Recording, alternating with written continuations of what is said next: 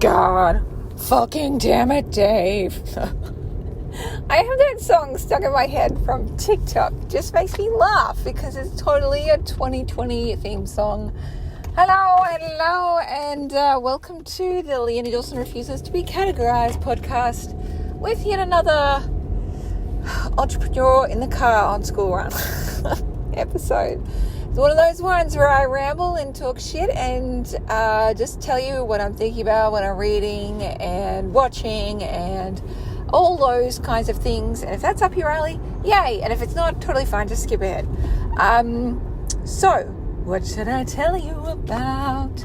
Today is my last day of being 37, maybe. I'm pretty sure it's 37. Like, don't hold me to it though, because I genuinely don't know it and don't really care. But I do care about the fact that it's my birthday tomorrow. Yay! Woo! Celebrations. Pow, pow, pow, pow, pow, pow. That's the fireworks going off for me. So I have already had my birthday present, which was to go away to a hotel by myself. And I stayed approximately 15 minutes from my own house, just around the corner from my kids' school. But it was lovely, and it was really nice just to sit with myself in the quiet and not really think about having to do anything or be anyone except my own self. I didn't have any massive revelations or soul awakenings or anything like that. And honestly, I'm fucking okay with that. You know, it's I think sometimes we just have huge expectations of what an experience will be, and it's just too much pressure. I remember when I went to India on a 1 month long sojourn, when we did things like that. That was about 13 years ago now, I think. And I totally was expecting for it to be life-changing, and I would have recurring nightmares that I would, before I even went, that I would go there and then it would just be over and I'd forget everything and wouldn't have my soul awakening. Oh my God, I'm such a fucking hippie. And India is one of those places it's like every place. It's human in its own way, and it's got huge blessings and huge challenges, and that's okay. And it doesn't have to be anything for anyone. It's a great teacher in that way. And so I think that's kind of what India has taught me is don't be go looking for having this massive awakening and soul insights and I've changed my life. And instead just try and fucking enjoy it for what it is. And sometimes it's just it's just basic and it's fine. It's totally fine. So that was my birthday birthday holiday of going away by myself. That was great. It was awesome just to have a bath and just wander around shops by myself without having to cater to my husband or my kids, especially my kids. My husband is pretty fine. I mean, his tolerance for browsing, however, is fairly small. So yes, whatever. It was fine. I had a great time. It was just nice just to fill up my well just a little bit, because I feel like this year has just been a series of dents, really, to my system on a whole lot of fronts. And I say this as I'm remarkably fucking privileged and blessed in so many ways, and there have been so many good things of this year. Homeschooling during the pandemic was fine. I actually enjoyed that more than being fucking out in the world again. And I know that is problematic and no, it's not necessarily problematic. It's just very privileged of me to say that. I get that. But I definitely find being out in the world kind of post-pandemic more difficult than I did in the pandemic. And there's just been a series of challenges. I did that whole prolapse disc thing. Remember that? Where I thought it would be hilarious to walk the Camino virtually. and did 20 Ks in a weekend and dislocated my hips and prolapsed one of my lumbar discs. And it was kind of a 4 to 5 month recovery process, and it was pretty fucking painful and difficult to walk, and I couldn't lift anything. So there was that. We've also had parental health challenges, and there's been, a number of weeks where I have just been spending my time on the phone with specialists and hospitals and trying to get things organized and trying to get some pretty fucking significant health stuff sorted from one of our parents. And I'm not going to talk about details about that because I don't want to. Well, it's not my story to tell, and I'm not going, it's just not my story to tell. But it has been a huge thing to navigate. And then there's just been a few other things that are happening. And again, I can't talk about them publicly, but they have been like a decently sized punch to the face. My business is great. My marriage is great. My kids are great. But there's some other stuff happening that are not so deliciously great. And I know 2020 has been varying levels of difficult for so many people, and I know that people have had way more fucking difficult 2020s than I have, but the fact remains, my well is needs to be replenished quite substantially, and I need to kind of iron out the dents in my system. So going away for a night was really helpful. I know people are like, go away for more nights. And I'm like, just not right at this point, because I still need to, in a few ways, manage some situations. And it's okay for me to just have one night away. It actually felt manageable, which was really great. And I've been making sure that I'm going out more by myself, even if it's just to have a picnic with a friend on the river. I want to clarify here, as I've clarified in previous podcasts, here in Australia, COVID is nearly eradicated. So we are very, very, very fucking blessed to be here. And life has kind of returned to normal in a lot of ways. There's still a lot of restrictions, but having such strong lockdowns as we did across Australia have massively, massively helped. So I think we may have 10 active cases in Australia or some shit at the moment. It's pretty fucking small, and I feel very, very grateful to our federal and state government, especially our state governments, for taking such a strong stance against it. So being able to just go to the river with friends and have a picnic has been a real blessing, and I know that not everyone can do that still around the world. I get that, but it's been really useful for me to kind of emerge out of full, 6 months of lockdown.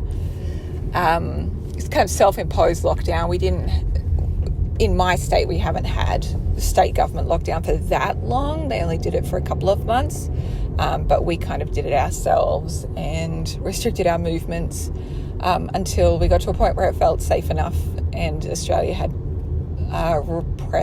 suppressed it enough that we could start doing more things.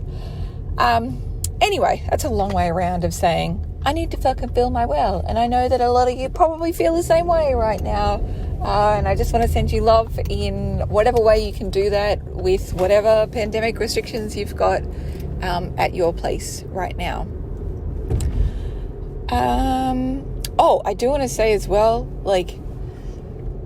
my birthday holiday was also a remainder from last year's birthday holiday, which did not go to plan, because on the night that I was supposed to go away for my birthday, we were evacuated from our home because of a large bushfire. We were evacuated for 3 days, and we were in temporary accommodation over that time, and it was a really fucking scary time. And in fact, I think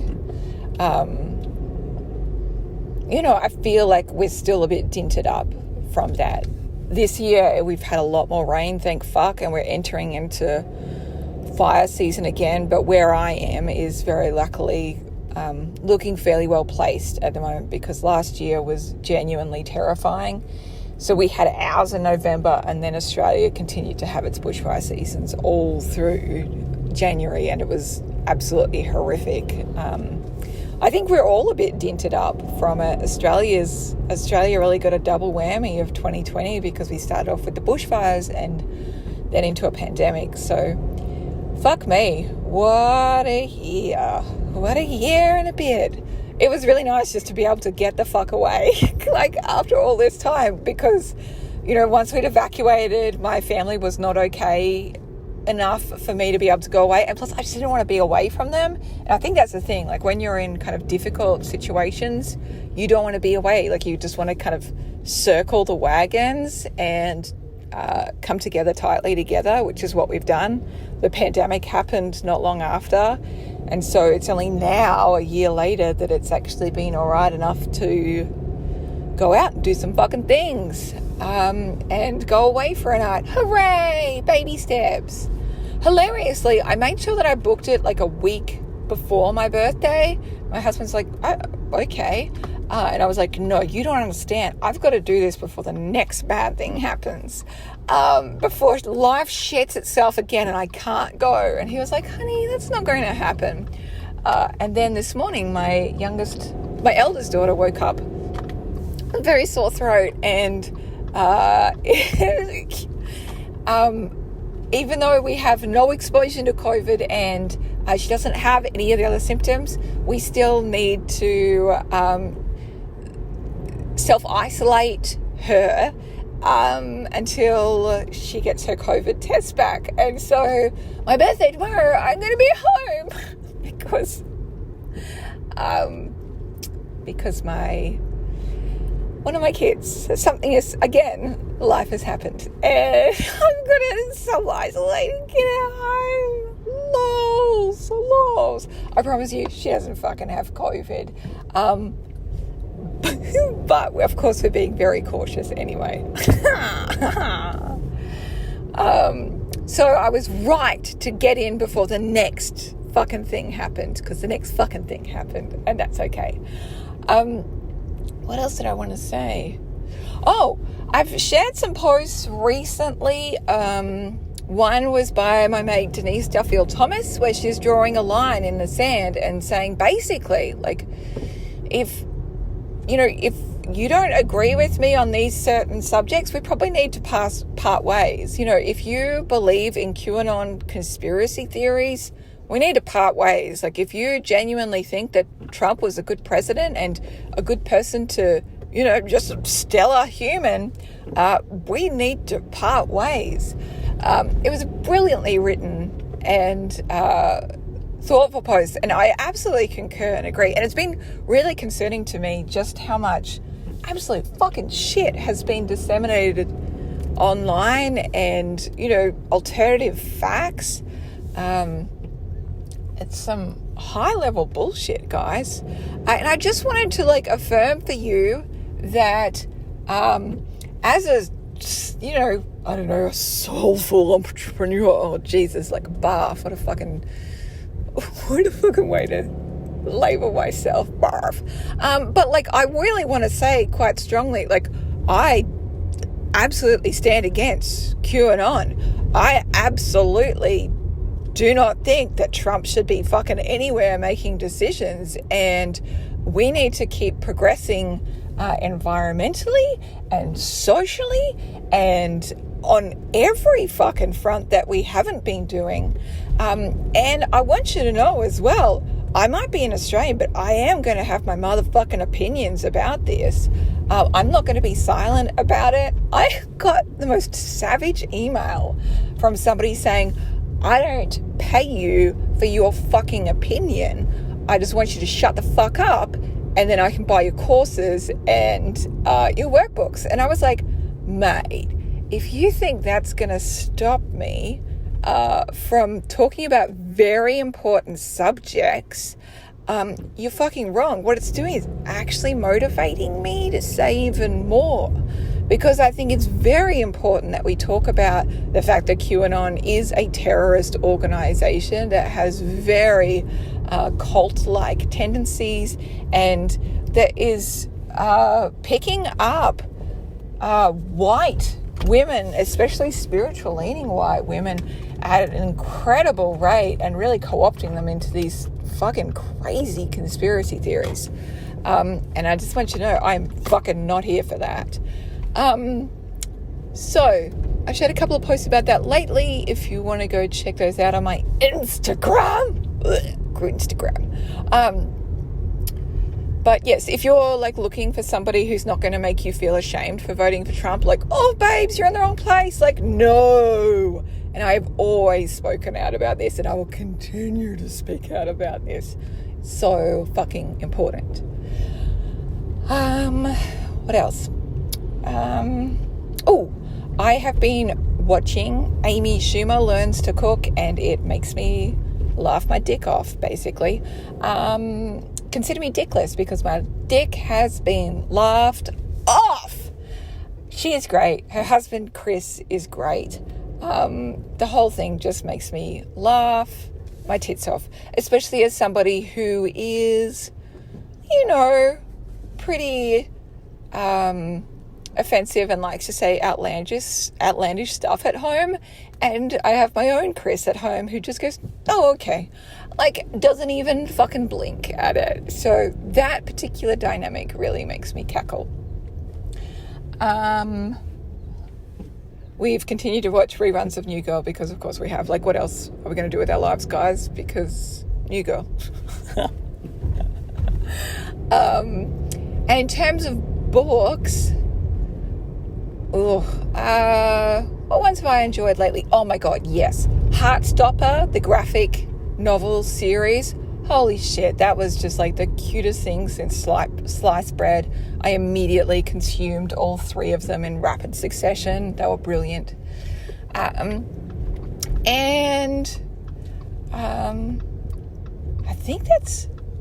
think there's probably one other, but I can't remember what it is, and that's okay. Look, what's most important is I've actually arrived to go run my errands now. I love you all. I'm thinking of you all, and I'm here for you all. And you know what? Like, I do want to say as well, I talked about this in the election special podcast I did. Our activism doesn't stop now. It doesn't finish. We're not like, woo, okay, we did it. We voted somebody who's not Trump out. Because here's the thing, like, no matter what political party has been in power, Black, Indigenous, and people of colour have still not been treated equally and have been treated appallingly. And this goes across, it's absolutely in Australia as well. The same with LGBTQIA plus community, including as well as minority groups, people who aren't Christians, and the environment. Like, there's just been so many people that draw they just get given the bullshit end of the stick. And we need to continue to move towards a more socially progressive and environmentally justice kind of proof system that's much more sustainable and good for everyone, not just straight white men and straight white people. I did see that because Joe Biden has now said that electricity will be carbon neutral by 2030, I think it was, the Australian Senate has just passed that we will meet or even do even better than that, do it even faster, which is actually a massive fucking gain, because Australia is very shithouse on the climate change front. So it's a win that we're not working against a fucking white supremacist now. We are still in a white supremacist system that needs to be dismantled, but I think we're better, like we have more chance of getting change now, and that we will continue to turn up and be good citizens and be good activists and continue to look inside ourselves to weed out the bullshit as well, because we got born in these cultures that are racist and sexist and all kinds of bullshit, and we just weed them out because it's not true, and it prevents us from living our most exquisite and magnificent life, and from enabling other people to live their most exquisite and magnificent life as well. Right, that's my rant done with. I am going now. I love you all. You've got this and I believe in you. I'm here to support you forever and ever. Okay, bye now. Bye.